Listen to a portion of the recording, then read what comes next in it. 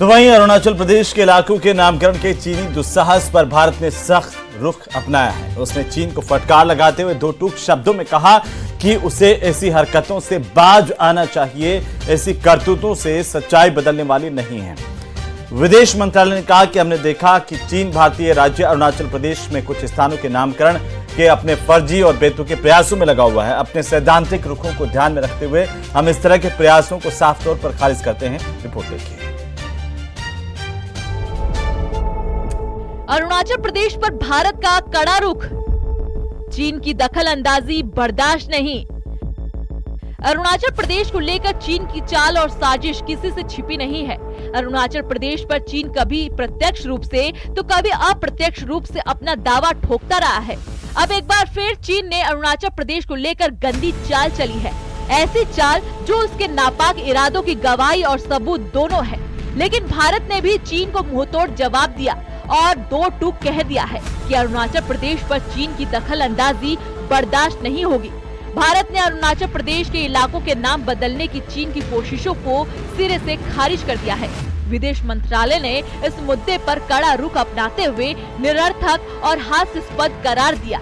विदेश मंत्रालय के प्रवक्ता रणधीर जायसवाल के मुताबिक चीन ने एक बार फिर भारत के अरुणाचल प्रदेश में जगहों के नाम बदलने का एक और निरर्थक और हास्यास्पद प्रयास किया, जिससे भारत अपने सैद्धांतिक रुख के अनुरूप ऐसे किसी भी प्रयास को पूरी तरह खारिज करता है। सिर्फ नाम बदलने से हकीकत नहीं बदलेगी। अरुणाचल प्रदेश भारत का अभिन्न और अविभाज्य हिस्सा था और ये हमेशा रहेगा। चीन पिछले कई साल से लगातार अरुणाचल प्रदेश के इलाकों के नाम बदलने की बात करता रहा है। भारत ने हमेशा अरुणाचल प्रदेश में चीन के ऐसे कदमों का कड़ा विरोध किया और अपनी अखंडता और संप्रभुता पर किसी भी तरह के दावों को खारिज किया है। Bureau report, news 18। तो भारत के खिलाफ प्रोपेगेंडा फैलाने वाले चीन के सरकारी मुखपत्र ग्लोबल टाइम्स और चीन की सरकारी एजेंसी शिन्हुआ के एक्स अकाउंट को भारत ने ब्लॉक कर दिया। तुर्की के सरकारी चैनल टीआरटी वर्ल्ड का भी एक्स अकाउंट बंद किया गया है। ये खास रिपोर्ट देखिए।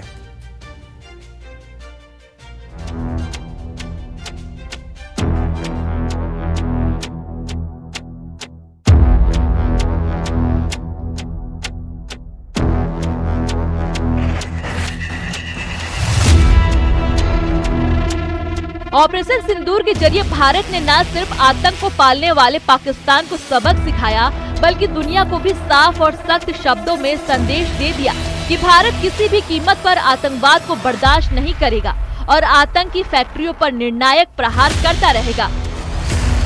I say to the whole world, India will identify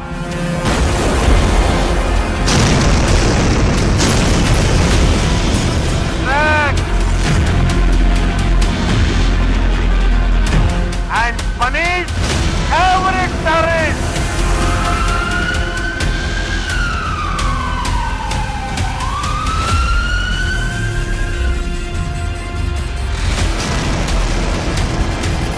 अब भारत ने आतंकिस्तान के मददगारों और हितैषियों पर भी डंडा चलाना शुरू कर दिया है।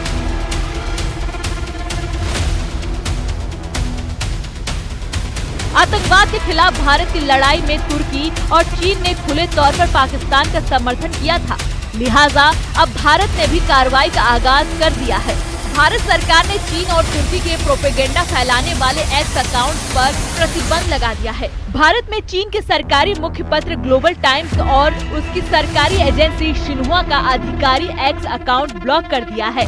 वहीं तुर्की के सरकारी चैनल टीआरटी वर्ल्ड का एक्स अकाउंट भी बंद कर दिया गया है। आतंकवाद के खिलाफ भारत के ऑपरेशन सिंदूर के दौरान चीन और तुर्की पाकिस्तान के समर्थन में खड़े थे। ग्लोबल टाइम्स और शिन्हुआ ने भारत पाकिस्तान के बीच हालिया संघर्ष पर कई झूठी खबरें फैलाई थी। टीआरटी वर्ल्ड भी झूठी और भ्रामक खबरें फैलाकर पाकिस्तानी प्रोपेगेंडा को हवा दे रहा था। इसलिए भारत सरकार ने सख्त कदम उठाते हुए पाकिस्तान के लिए झूठ की फैक्ट्री चला रहे तुर्की और चीन की सरकारी एजेंसियों के सोशल मीडिया अकाउंट को ब्लॉक कर दिया है। केंद्र सरकार ने ये फैसला ऐसे वक्त पर लिया जब चीन की तरफ से अरुणाचल प्रदेश के कई इलाकों के नाम बदलने की बात सामने आई थी। Bureau report, news 18।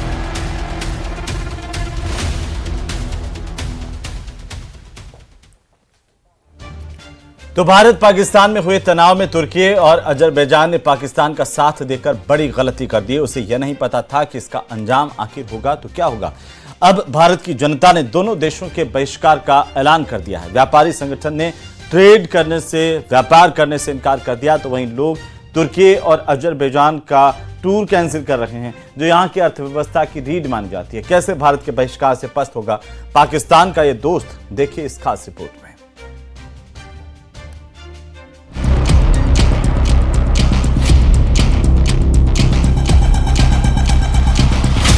आतंक के खिलाफ भारत के ऑपरेशन सिंदूर में तुर्की ने आतंकिस्तान का साथ दिया, जिसके बाद अब भारत में तुर्की के खिलाफ जबरदस्त गुस्सा है।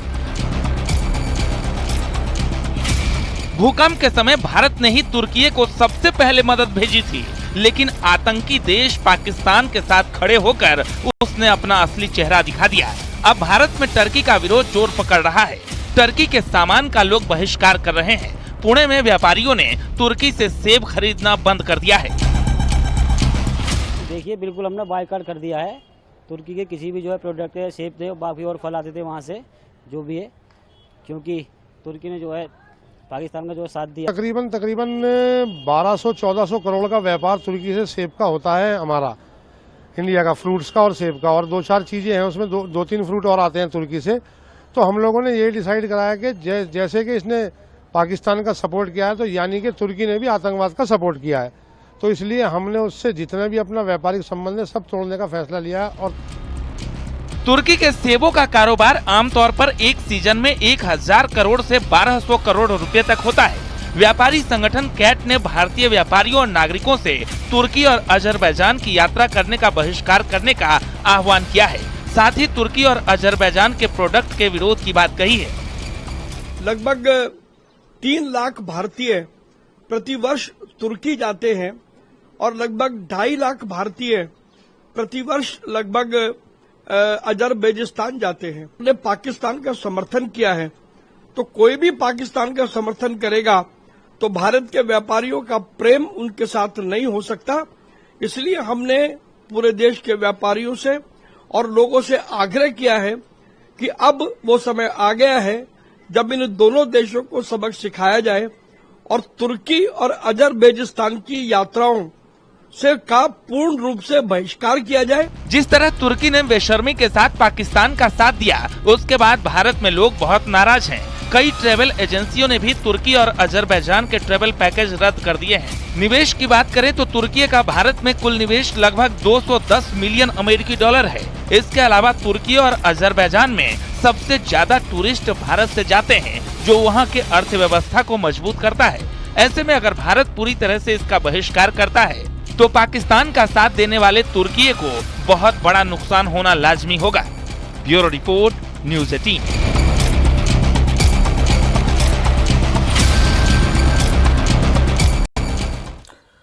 तो एक तरफ ऑपरेशन सिंदूर, दूसरी तरफ सुरक्षा बल स्थानीय स्तर पर भी आतंकवादियों को घेरने में जुटे हुए हैं और जम्मू कश्मीर के शोपियां इलाके में मंगलवार को बड़े अभियान के दौरान लश्कर के 3 आतंकी ढेर किए गए। तलाशी के बाद बुधवार को यह खुलासा हुआ कि इन आतंकियों के पास आधुनिक हथियार और ग्रेनेड भी मौजूद थे। सुरक्षा बलों ने इन आतंकवादियों को करारा सबक सिखाया है। यह रिपोर्ट देखिए।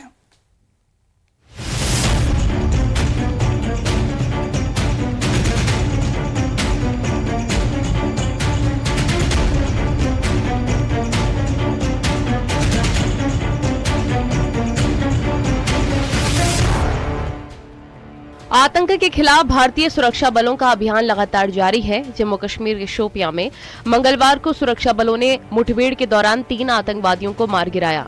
बुधवार को इस ऑपरेशन के बाद सुरक्षा बलों ने जानकारी साझा करते हुए बताया कि मौके से भारी मात्रा में हथियार बरामद किए गए हैं। बरामद हथियार में 2 AK-47 rifle, 10 AK-47 magazine, 3 hand grenade, walkie talkie समेत कई ऐसी चीजें मिली हैं जिन्हें देखकर सुरक्षा बलों के जवान भी हैरान हैं। शोपियां जिले के केलर इलाके में शुक्रू फॉरेस्ट एरिया में मंगलवार सुबह हुई मुठभेड़ के दौरान लश्कर-ए-तैयबा का टॉप कमांडर शाहिद अहमद कुट्टी भी शामिल था। किलर ऑपरेशन में सुरक्षा बलों को एक बड़ी कामयाबी हुई थी, जिसमें 3 आतंकवादी मारे गए थे और आज यहाँ पे उनसे जो गोला बारूद हथियार जो जब्त किया गया है उसको दिखाया गया है। 20 RR ने एक बहुत बड़ा काम अंजाम दिया, क्योंकि शाहिद कुत्ते जो पिछले 6 सालों से सक्रिय था और कई इन्वॉल्वमेंटों में शामिल थे, क्योंकि सुरक्षा एजेंसीज का ये मानना था। इन्होंने कई बड़े अटैक अंजाम दिए और कल उसको भी मार गिराया गया है। और आप देख सकते हैं कि यहाँ पे जो है विजुअल्स में ये हम दिखाने की कोशिश करेंगे। थोड़ा आप देख सकते हैं कि यहाँ पे जो है बिल्कुल यहाँ पे इनके जो हथियार है AK-47 यहाँ पे दिखाना चाहेंगे आपको। आप देख सकते हैं कि किस तरह यहाँ पे उनके जो बैग्स है वो यहाँ पे AK-47 2 और कुछ नकदी पैसे, 3 हैंड ग्रेनेड और बहुत सारे मैगजीन्स यहाँ पे जब्त कर लिए गए। उनसे बिस्किट है, खाने पीने के सामान है, मोबाइल है और सारी जो ये यहाँ पे जो रिकवरी की गई है उनसे वो रिकवरी यहाँ पे मीडिया के सामने रखी गई है। दूसरा आतंकी अदनान सफीडार एहसान अहमद शेख था। तीनों आतंकी लश्कर से जुड़े थे और आतंकी गतिविधियों में शामिल बताए जा रहे हैं।